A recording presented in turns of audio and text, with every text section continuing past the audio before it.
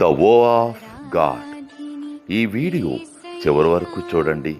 దేవుని ఆశీర్వాదాలు పొందండి.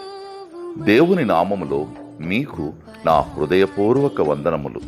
మిమ్మల్ని మీ కుటుంబమును దేవుడు బహుగా ఆశీర్వదించునుగాక.